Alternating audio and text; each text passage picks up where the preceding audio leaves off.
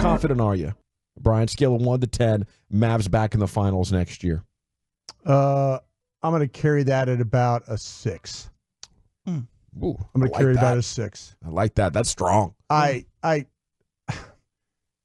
lot depends on. I mean, I'm not so much worried about the Mavs because I think they've got the general manager that has gotten the experience. I was worried about him not having enough experience. He's got enough experience now. For sure. He's got the attention of others around the league.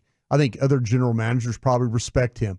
They probably knew him as a big time shoe guy, and now they're thinking like, man, that guy got the moves he made got their team into the finals. So you have to, when you pick up the phone and call him, you're not going to pull something over his eyes.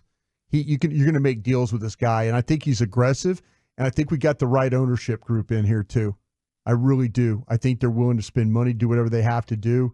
He talked about a plan for setting this thing up for 3 years. I believe him. At first, I'm like, an experienced general manager, I don't know how this is going to turn out. But, no, he's got my faith now. Chief, 1 to 10, back in the final? I'm probably at more of like a 4. Okay. Just because I do think that I don't think I would have any other team in the West higher than like a 4 on the confidence meter that the one team, are going to beat the field going to the finals. I think it's going to be extremely challenging. Who knows what the injury landscape looks like, but you can tell there's a lot of young teams that are on the up and up.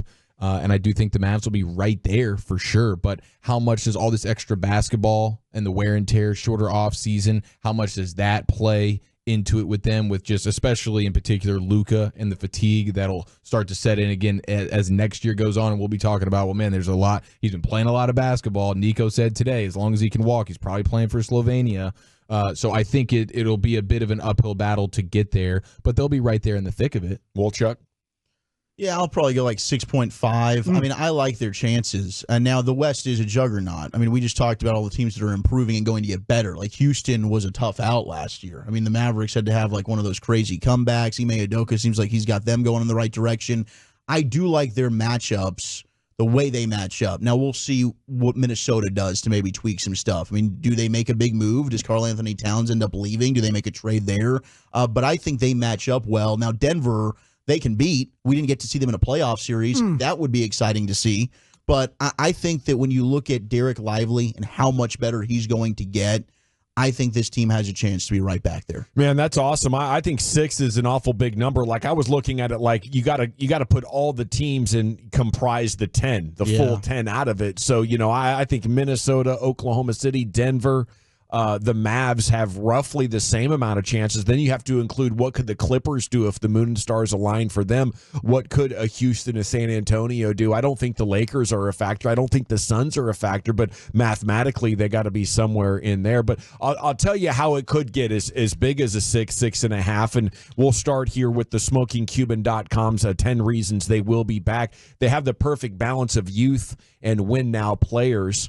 And to me, there's a lot of different ways you could look at that statement, but you have Kyrie Irving, 32 years old. You also have 2 future picks you can move, Hardy and Green. Mm-hmm. I think you can't wait at this point. You got to put the best possible player on this team and go for it right now. Like, it's a 3-year plan.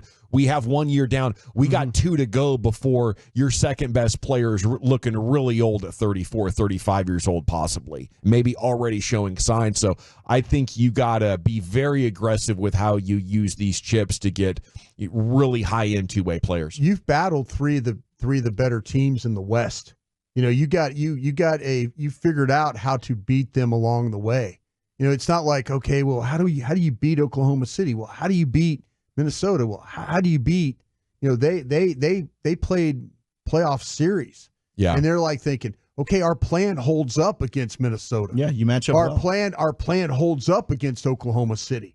You got to have confidence that the Denver one is a little scary. Right. That's an unknown. Then Boston's like 15% better than you. You got to find a way to win your conference to get to the finals. Sure. I mean, and then now, what did the Celtics do? They went out and got Drew Holiday. Yeah. You need to find somebody that is going to give up on a player that is going to be that difference maker guy for you. I like that. You just got to get back there, and you've proven that you got the numbers of the West, and I think you were constructed very favorably to give Denver all they can handle and more.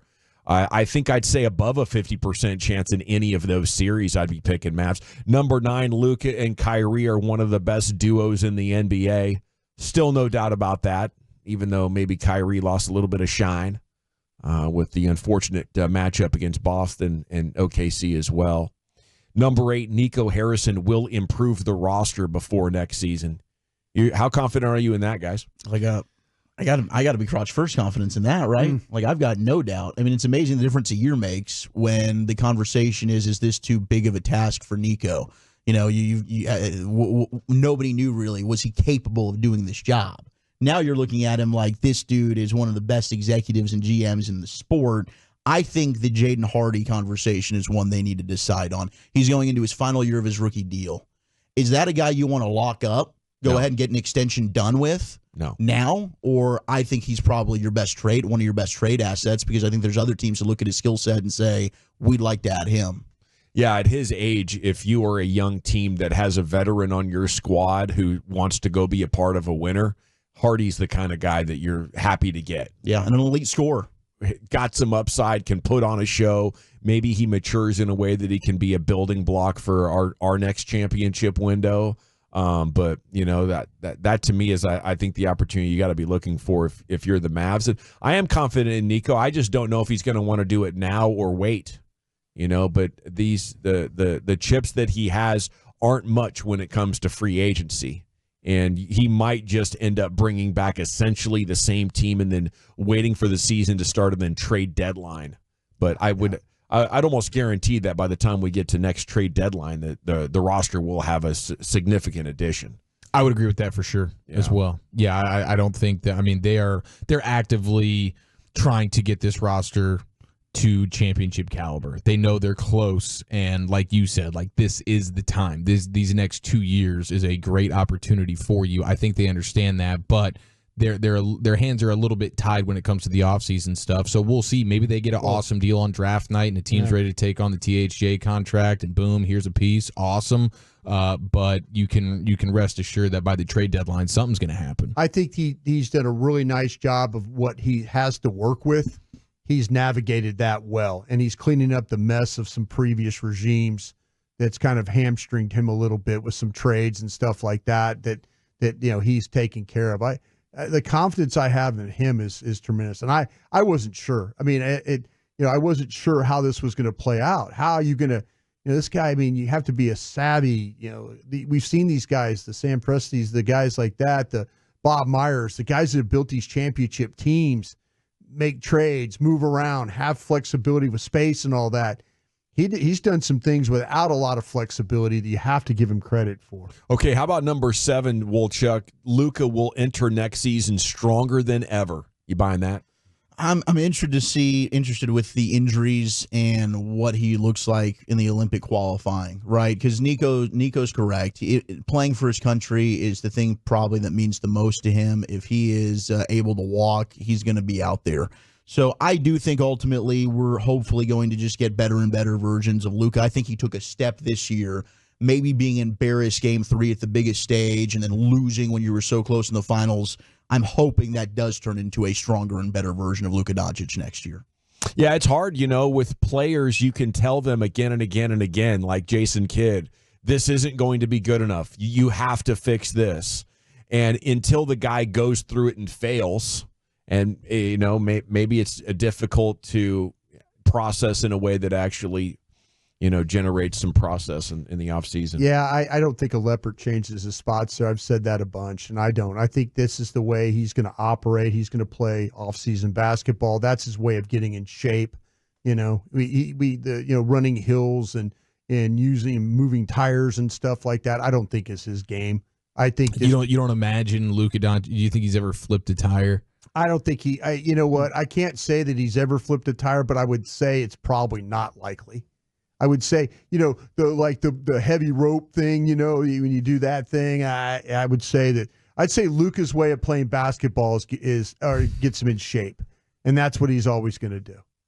Well, he did have that sidewalk thing by his house in Slovenia. Yeah, he was walking up and down. He was doing. Yeah. I don't know how much running he was doing. He's not running hills like brisk walks. I don't think it's going to change, but I think when it's time to make baskets, he'll make baskets. So you don't believe in like the emotional maturation and that kind of thing, like maturity. Like I think Kyrie's a great example. We've seen it. He's a different player. Than not he was that it's in going to be, Boston. not that he's going to go from what he just was to like perfect, but like, do you imagine seeing the incremental improvements there? This guy's been a great player without having to do all that. He's one of the top 3 players in the world, and he does it without working out and being like spending millions of dollars on physical. That's very fitness. true. He can. Yeah, LeBron, great. Okay, he smoking cigarettes and pounding beers and playing basketball. That's his gig. Yeah, I mean, the 682 says I'm sure he's flipped a burger before, if not a tire. Yeah. So, I mean, but I would disagree with that. I'd be surprised if Luka's ever cooked a burger in his entire life. Mm-hmm. He's been a professional basketball player since 13. He didn't need the high school gig. You think it is like burgers. it is flat in Madrid? He's got like a never chef made now. Some paella or anything like that? I think he's more of a schnitzel guy. Oh, is he? Is he really? Yeah, schnitzels and dumplings. Schnitzels go well with heaters. That's been proven true for many years. That and chili dogs. I hope he's a Brian Windhorst guy and he listens to that kind of feedback, not the enabling nonsense, Brian. He's laughing at. Did you call me nonsense there? No, I called your enabling nonsense. I think the Windhorst thing didn't bother him one bit. I'm going to say that. I don't think it bothered him. No, you're probably right about that. He goes, I'm a top 3 basketball player in the world. You're a man that like talks with your hands and makes points, and your jacket size is a 62. Whoa! Hey, you're calling me out for not being in shape, bro. Let's look. There's reasons why we don't do stand-ups with you there. Bit fair, yeah. I'm just saying, he called another man out for not being in shape. Think about that. That's the pot calling the kettle black. But his job doesn't require fitness or quickness. It'd be nice, though, if you don't take up the whole screen. Oh, my gosh. I was wondering when Wolchuk was going to step in here. There's been a lot of fat shaming going down. And if that was coming from me, I think Wolchuk would have something to say. He's giving Broadus a fat guy pass. Hey, you know what? Because Brian gets it. Brian's been heavy in his life. Hell yeah, You'll point the finger, and you don't have that experience. You saw me in 2020. I'll tell you that what. face was getting pretty round. No, I'm just telling you, man. It's when you do that, be careful. I don't think he paid attention to Windhorst at all.